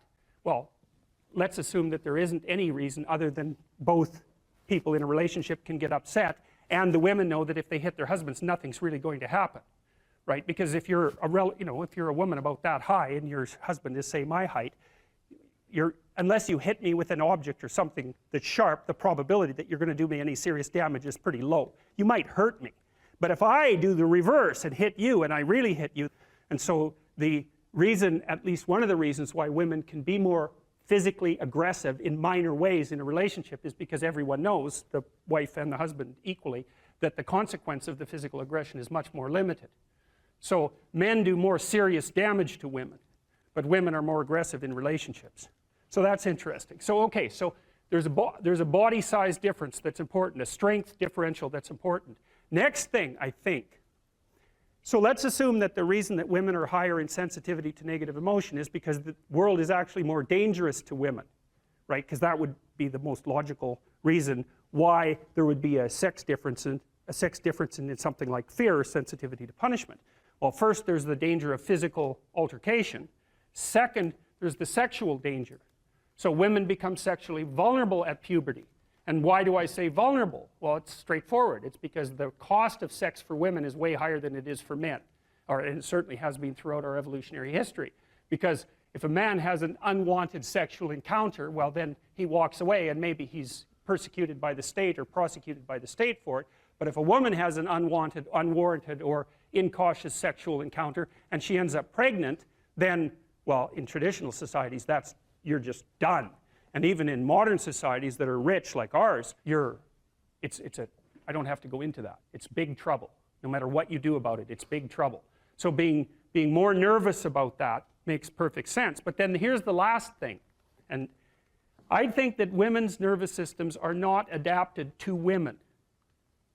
I think women's nervous systems are adapted to the mother-infant dyad. And because you are not the same creature when you have an infant. Not at all. You're way more vulnerable. And it's partly because you have to express the vulnerability of the infant and you also have to care for it, right? So you think about an infant, especially under 9 months. So let's say, how are you going to be wired up if you're going to optimally care for an infant under 9 months? And I'm saying under 9 months because women generally do the bulk of childcare for infants who are under 9 months old. And part of the reason for that, there's a whole host of reasons, but part of the reasons for that, obviously, is that they breastfeed. But imagine what you need to be wired up biologically in order to care for an infant. First of all, they're very demanding, right? Because they're completely helpless. And they're demanding 24 hours a day. And it's quite a emotional load. And an infant under 9 months is never wrong, right? What you do to an infant under 9 months is when they're in distress, you always respond. You never tell the infant, get your act together and stop whining, right? Which you can do, say, to a child that's 18 months old. You can start having that sort of conversation. But under 9 months, it's like nothing is the infant's fault. It's surrounded in an extraordinarily threatening world, and you have to be responsive to what it needs, regardless of what you want, and you have to be very sensitive to the threats that emerge in the environment. And so I think the price that women pay for that ability to have an intimate relationship with infants in the very earliest stages of development is that their nervous systems are actually wired so that they can perform that role optimally. And the disadvantage to that is that having a temperament like that doesn't work that well when you're dealing with adult men, especially when you're dealing with them in a business environment, because it's not the same thing. Not at all. It's a competitive environment. So, okay, so agreeable people are compassionate and polite. What are disagreeable people like? They're tough-minded, they're blunt, they're competitive, and they won't do a damn thing they don't want to do. So it isn't exactly that they're aggressive, although they will push you the hell out of their way if you're in the way. They're not like volatile like you are if you're high in neuroticism. It isn't defensive aggression. It's more like predatory aggression. It's dominance behavior. And so for someone who's highly disagreeable, they look at the world as a place in which they can compete and win. And I'll tell you a story. I have a friend. I gave him my personality test, the Big 5 aspect scale that Colin DeYoung developed in my lab. And I knew he was a disagreeable guy, and by interacting with him. I mean, he's even rude to people sort of spontaneously on the street. I actually like him quite a bit. He's very, very funny. He's also very conscientious, so you can trust him, but he's disagreeable as hell. And so I gave him this test because I thought it would be funny, and he came out as the most disagreeable person in 10,000. So reasonable in compassion, about 30th percentile, but like 0.001 in politeness. So he's extraordinarily blunt, and he'll just say absolutely anything, no matter how horrible it is. And he was often brought into corporations to sort of clean them up. So if a corporation was tilting and not doing well, they'd bring him in to find out who the useless people were and fire them. And I talked to him about that because I've had the opportunity to have to not have graduate students in my lab, for example, that weren't performing well, and I find it very, very difficult to dress someone down, and certainly difficult to fire them. I just hate it because I'm actually quite an agreeable person, much to my chagrin. And I asked him about that, and I said, well, what do? You have to fire people all the time. How do you handle that? He says, handle it? I enjoy it. And I thought, wow, that's so interesting that someone would have that response. I said, well, what do you mean you enjoy it? He said, look, I go into these companies and I analyze the performance of groups of people, right? And in those groups, there are people who are really striving, really trying hard and working themselves really hard and being productive. And then there's these people that are just doing nothing. They're completely in the way. They don't carry their weight at all. They take advantage every chance they get. And they're always whining about why they can't work. It's like, I find out who they are, I call them into my office, and I tell them exactly what they've been doing. It's like, hit the road, buddy. You've had your run of it. And I thought, oh yeah, okay, fair enough. Well, I can tell you, I've had situations in my lab where I had underperforming graduate students. And one of the things that was really awful about that was that it was really hard on the high-performing graduate students, because they felt that even being in the same category as the people who weren't working hard and pulling their weight devalued what they were doing, and that's exactly right. And so this is also why there's a conscientiousness trait and an agreeableness trait, because conscientious people judge you on your accomplishments, right? They don't give a damn about your feelings, not a bit. It's like, are you doing the work or not? Whereas agreeable people think, well, your mother's sick, and you've got a bunch of family problems, and we all have to take care of each other, and it's no wonder that you're having a rough time. And like, you can't say that one of those attitudes is correct and the other isn't correct. You can't say that. There wouldn't be those two dimensions if there wasn't something correct about both of them. But you can certainly point out that often they conflict, and so the demand for inclusiveness and unity and care, and the demand for high-level performance in a hierarchical structure, they're very different orientations in the world. And so it's complicated for people who are agreeable and conscientious. And actually, I think often that large corporations and large institutions of any sort run on the unheralded labor of people who are high in agreeableness and high in conscientiousness, and they're disproportionately women. And my experience in large institutions has been that if you want to hire someone to exploit appropriately, no, not appropriately, if you want to hire someone to exploit productively, you hire middle-aged women who are hyper-conscientious and who are agreeable, because they'll do everything. They won't take credit for it, and they won't complain. And that's nasty, and I think that happens all the time. And so one of the things you have to be careful of if you're agreeable is not to be exploited, because you'll line up to be exploited. And I think the reason for that is because you're wired to be exploited by infants. And so that just doesn't work so well in that actual world. And one of the things that happens very often in psychotherapy, people come to psychotherapy for multiple reasons, but one of them is they often come because they're too agreeable. And so what they get is so-called assertiveness training, although it's not exactly assertiveness that's being trained. What it is the ability to learn how to negotiate on your own behalf.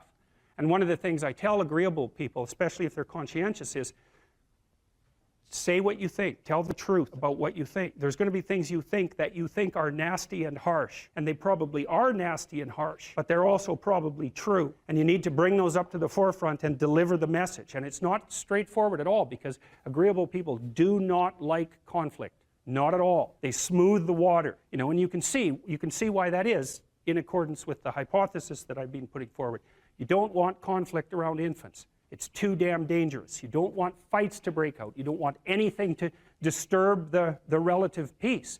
And if you're also more prone to being hurt physically and perhaps emotionally, you're also maybe loath to engage in the kind of high-intensity conflict that will solve problems in the short term, because it takes a lot of conflict to solve problems in the short term. And if that can spiral up to where it's dangerous, which it can if it gets uncontrolled, it might be safer in the short term to keep the waters smooth and to not delve into those situations where conflict emerges. The problem with that is it's not a very good medium to long-term strategy, right? Because lots of times there are things you have to talk about because they're not going to go away. And so partly what you do with agreeable people is you get them to figure out, and they have a hard time with this too. If you ask a disagreeable person what he wants, say, or she wants, they'll tell you right away. They know. It's like, this is what I want, and this is how I'm going to get it. But agreeable people, especially if they're really agreeable, are so agreeable that they often don't even know what they want, because they're so accustomed to living for other people and to finding out what other people want and to trying to make them comfortable and so forth, that it's harder for them to find a sense of their own desires as they move through life. And that's not, look, there's situations where that's advantageous, but it's certainly not advantageous if you're going to try to forge yourself a career. That just doesn't work at all. Well, I don't know what to do. It's like, that's okay. Nobody does. Go do something. Do the best thing that you can think of. Put the best plan you have into practice. It's not going to be perfect, and it will change along the way. But it will change partly because you become disciplined pursuing the path. And as you become disciplined, you become wiser. And as you become wiser, you become able to formulate better and better plans.